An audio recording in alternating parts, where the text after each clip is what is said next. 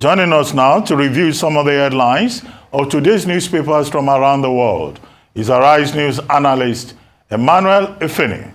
Great Malabite. Good morning. Good morning, Dr. Bachi. Good morning, Vimbai. Good morning, Mr. Ifeni. Good morning, Rufai. Morning. We'll start the review with this day, Nigeria's newspaper of record.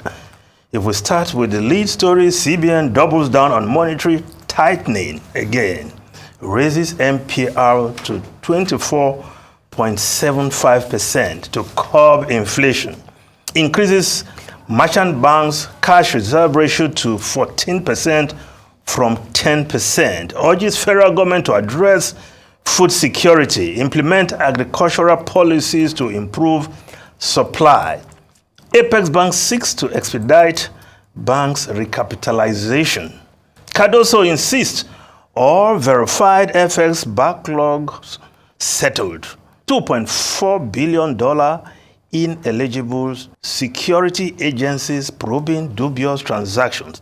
Says CBN won't restrict dairy firms from FX market. Naira appreciates to 1,350 Naira to the dollar. Yes, the outcome of the Monetary Policy Committee meeting. And Yemi Cardoso, the central bank governor, holding court yesterday, reading out the figures.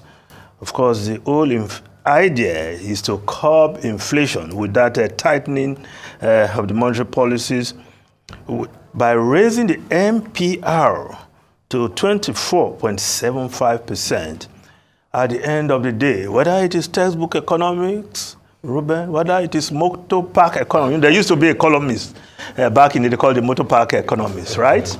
Yes. Yes, Ashikiwe Ego. Yes. He used to refer to himself as the motor park economy. So whatever you want to use, which economy, whether it's orthodox or even if you want to go to the Marxian economy, that Karl Marx and his economists talk of the Marxist economists. But what we want to know how this affects the ordinary man. What Ruben usually calls the pandemic of the empty pocket. But one thing I can also take, one thing I can also take away from Tilewa Adebayo, he's doing repairs. He's not thinking of brand new.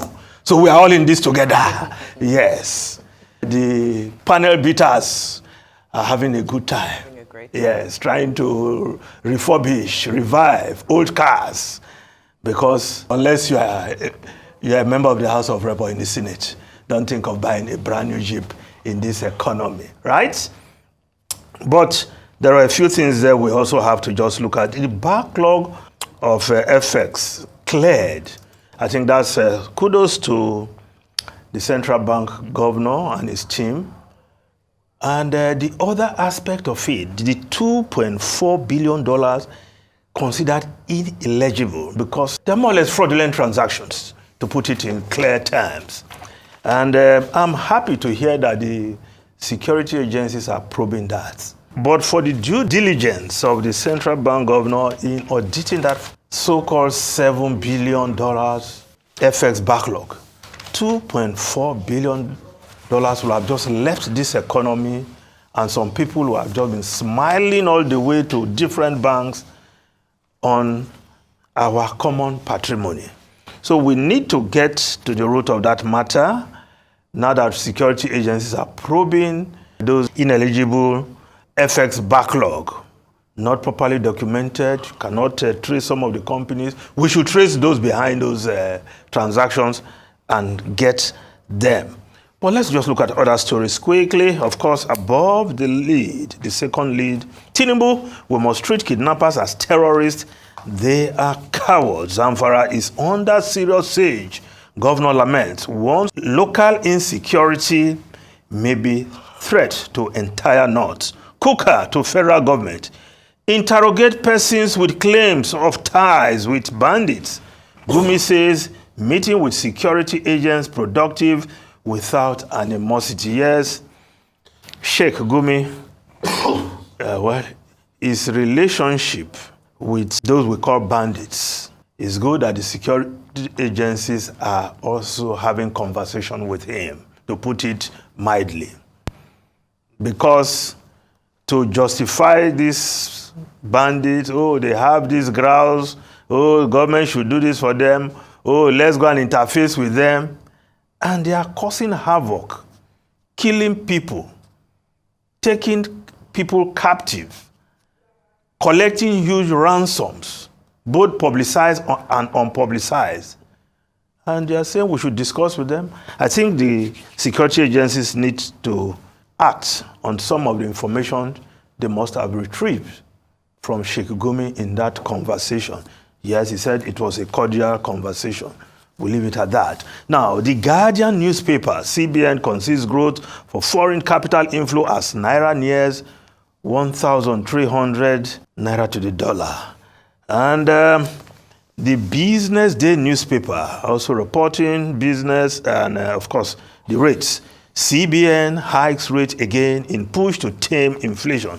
Raises Marshall Bank's CRR to 14%. 600 BPS, basic points, increase enough to attract foreign investors. Analysts are saying, well, we'll just see how it pans out. But whether these measures will really tame the inflation in the economy, because the more you go to the supermarkets, the markets, and the way prices are going up every day, you wonder where it will end. It's not as if there are no foodstuff in the market, they are there. But the prices of goods are just going through the roof by the day. Now, the Punch newspaper, CBN, EFCC probe banks, firms over alleged forex racketeering. CBN implements Deloitte FX audit report. EFCC may summon CEOs over $2.4 billion invalid requests. Several FX requests fraudulent, made with invalid illegal documents. Cardoso insists. Yes, and these are things that are going through banks.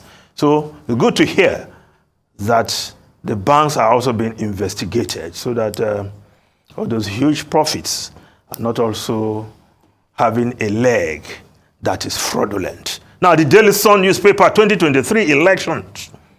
PDP to sanction members who worked against victory. Party's National Working Committee mandates state chairman to compile list of offenders. PDP, big political party. Omar Bature, the secretary of the People's Democratic Party, yesterday meeting with state chairman, saying they should compile the list of those who worked against the party. 1 year after, those who worked against the party are already enjoying the benefits of their perfidy. The PDP is now looking how to compile list of those who work against the party. How not to be a very serious party. You will say so much for the PDP and its National Working Committee there. Now, the Vanguard newspaper, Okwama, how government security bodies failed to rein in militant leader. Vanguard investigation. I petition presidency, state government, security bodies to no avail. His Royal Highness of Fongo. Troops knew where the killer was and went there. Monarch forced to take oath of allegiance to militant leader. Diri Silva in verbal war. Militant leader dismisses JTF's allegation of his involvement in bunkering. Delta community cries out as soldiers comb homes, shrine for stolen weapons. Troops seized 12 local vigilante guns. Tinubu to attend today's burial of slain 17 soldiers. Soldiers invaded my country home at Kiagbodo. Edwin Clark, of course, that's the lead story of the New Telegraph newspaper. Okwama, soldiers invaded my country home. Father's compound, Clark, says troops claim they are looking for soldiers, killers, seeks judicial inquiry into Okwama tragedy. Residents flee Kiagbodo following invasion. Army buries 17 slain officers today. Now, of course, the soldiers, the military men invading the home of Chief Edwin Clark, elder statesman in Kiagbodo. Of course, that happens to be my paternal grandmother's hometown. But it's like the soldiers are just combing and invading everywhere. Well, they should have a direction instead of making so many people suffer for the sins of a militant leader they know. They know him, according to the Vanguard report. Now, the foreign newspapers quickly, the Times of London, just 1 in 4 say NHS is working. Of course, the NHS in the UK wants the pride of healthcare, the poster program of healthcare for other countries.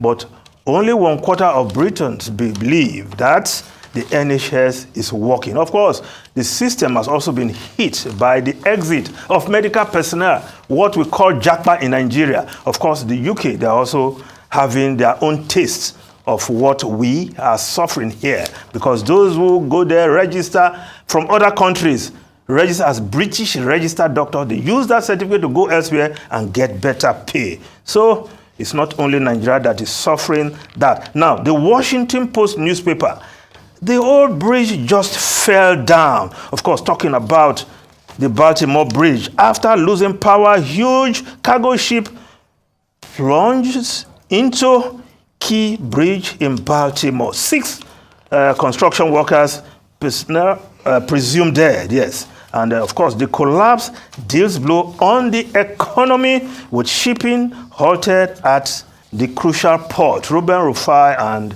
Bembai. Well, I wanted to comment on the Nigerian Communications Commission, NCC, saying that the deadline of March 29 stands. You recall that we've been on this linkage of SIM number with bank accounts and also with NIN since November 2020.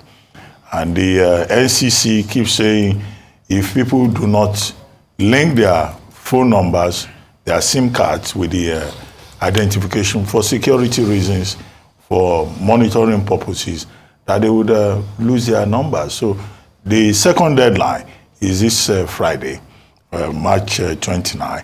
And then the final deadline is April 15. But you know, of course, that SERAP has gone to court to say that this would amount to a violation of people's right to the freedom of expression and also privacy, and that people should be allowed to keep their lines, and government can look for other ways of encouraging people to do the proper alignment. Well, I don't know which argument is the more valid one, but I think, you know, the major concern of government is to be able to, you know, monitor and ensure security, since a lot of bandits and terrorists also use these phone lines.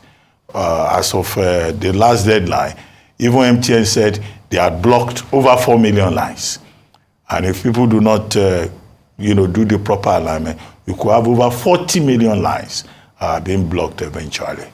I think, well, those who have not done the proper alignment should seize the opportunity of the window between now and April 15 to do so. But even after that deadline, if your line is blocked, you can still go and unblock it by doing what you have to do. Yeah, but the thing about Nigerians is that Nigerians like to wait till the last minute. Lastminute.com. It's not that easy, but also the systems are always down. It's not that easy, but also there's also the problem of people that went register their lines, but the problem is even coming from the NCC, what's it called, the service provider. The service provider themselves, and they don't get to register, and you now get to realize in the long run. So I think that's why probably Sarah was also pushing that case and saying, okay, there's really some extension. Yeah, look at that possibility also. But we need to read them off. But most importantly, apart from even the lines and everything, as regards insecurity and banditry, why can't we track the phone calls of these terrorists? That's the most important thing. I mean, we have foreign journalists track the phone calls. It was, in fact, true phone tracking in a conversation among 2 splinter terrorist groups that we understood that Shekau had been killed. So why can't our own security authorities track? Why is that foreign journalists that are tracking? Those are the most important questions. It's a question of capacity, and then the technology, and also cost. We can build the capacity, we can acquire the technology, we have the money to do so. Are you sure you have the money? Of course. Anyway, thank you very much, Emmanuel.